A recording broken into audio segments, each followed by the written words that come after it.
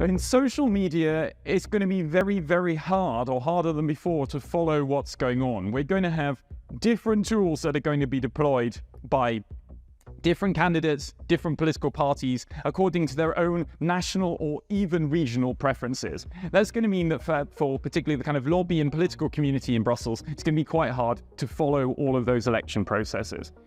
There is also a nagging concern that the bigger platforms, notably Meta and X, Twitter, have been reducing their work on disinformation.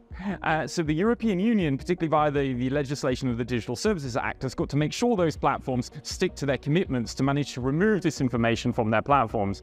So ultimately, for me, it's a very, very hard one to call. We've got considerable difficulties to follow it and considerable disinformation problems which can crop up across all of those platforms. So sorry, that's a negative sort of answer, but it doesn't really look an optimistic environment with regard to the elections and the digital campaigning activities just at the moment.